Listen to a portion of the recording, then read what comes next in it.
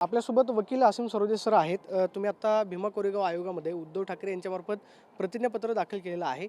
प्रकाश आंबेडकरांनी एक पत्र जे आहे ते उद्धव ठाकरेंना पाठवलेलं होतं. आज तुम्ही तुमचं म्हणणं सादर केलंय. नक्की काय म्हटलं प्रतिज्ञापत्रात? प्रतिज्ञापत्रामध्ये उद्धव बाळासाहेब ठाकरे हे जेव्हा 2020 मध्ये मुख्यमंत्री होते तेव्हा त्यांना काहीतरी पत्र पाठवलेलं आहे शरद पवार साहेबांनी, असा उल्लेख केलेला होता प्रकाश आंबेडकर साहेबांनी.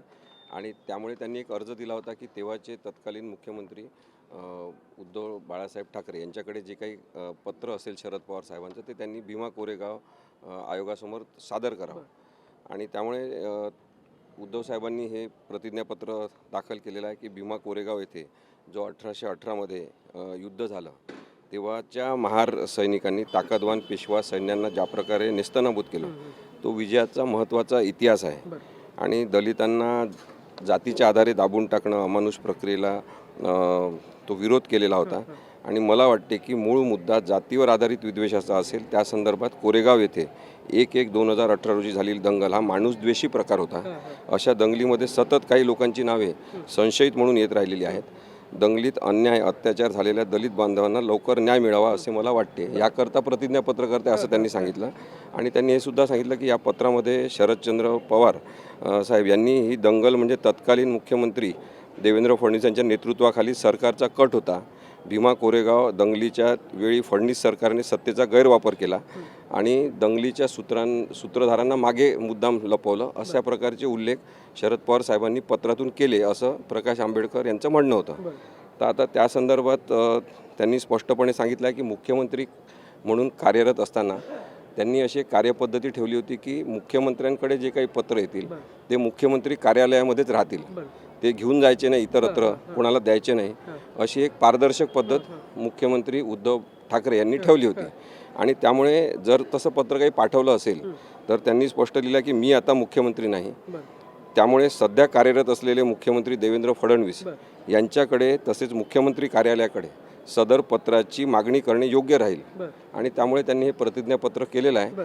तर आता प्रकाश आंबेडकर साहेबांना जर त्या पत्राची प्रत पाहिजे असेल तर त्यांनी मुख्यमंत्री देवेंद्र फडणवीस किंवा त्यांच्या मुख्यमंत्री कार्यालयाकडे त्याची मागणी केली तर त्यांना ते मिळू शकेल. म्हणजे ते त्यावेळेस तत्कालीन पत्र आलेलं होतं की नव्हतं याची कल्पना उद्धव ठाकरेंना नव्हती असं म्हणायचं का? साधारणतः असे पत्र आलेले सगळेच त्यांनी बघितले असतील असं नाही. कारण की आपल्याला माहिती आहे की आपण त्यावेळेस करोनाशी पण फाईट करत होतो आणि त्या कालावधीमध्ये अनेक पत्र पाहण्यात आलेले नसतील. त्यामुळे मुख्यमंत्री कार्यालयाच्या कामकाजाचा तो भाग आहे की त्यांनी तसे पत्र ठेवावे, तर त्यांच्याकडे ते मागू शकतात. म्हणजे आता सध्या विद्यमान मुख्यमंत्री देवेंद्र फडणवीस आहेत, त्यांच्या कार्यालयामध्ये जर कदाचित शरद पवारांनी पत्र पाठवलेलं असेल तर ते मिळू शकतं. तेव्हा पवार साहेबांनी स्पष्टपणे वृत्तपत्रांना मुलाखत दिलेली आहे की त्यांनी असं पत्र पाठवलं होतं. याचा अर्थ ते मुख्यमंत्री कार्यालयाकडे असेल.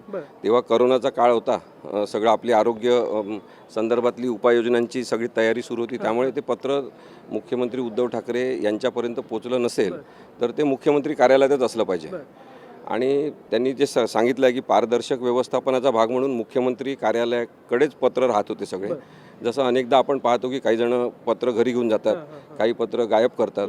असं न करता त्यांनी एक पारदर्शक व्यवस्थापन ठेवलं होतं, त्यामुळे ते तिथे असायला पाहिजे. म्हणजे आता प्रकाश आंबेडकरांनी याचा खुलासा जो आहे तो मुख्यमंत्री देवेंद्र फडणवीस यांच्याकडे मागायला हवा. हो, त्यांनी तो मागायला पाहिजे. आणि आज न्यायमूर्ती जयंत पटेल साहेबांनी त्यांच्या प्रकाश आंबेडकर साहेबांचे वकील जे आहेत ॲडव्होकेट किरण कदम यांना विचारणा केली की तुम्हाला याच्यावर तुमचं काही म्हणणं द्यायचं आहे का. तर ते प्रकाश आंबेडकर साहेबांशी टेलिफोनिक संवाद करून त्यानंतर त्याच्यावरती त्यांचं उत्तर देणार आहेत. आणि त्यांना जर मुख्यमंत्री देवेंद्र फडणवीस यांच्याकडून आणि मुख्यमंत्री कार्यालयाकडून त्या पत्राची मागणी करायची असेल तर ते मागणी करतील.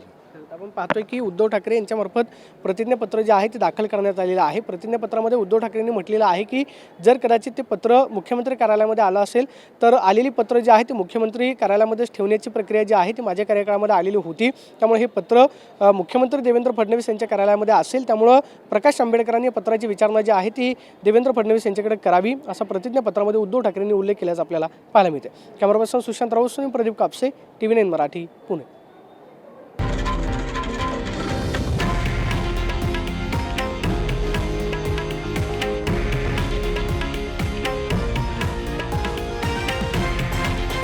हे आहे देशातील नंबर 1 न्यूज नेटवर्क आणि आपण पाहत आहात TV9 मराठी, एकमेव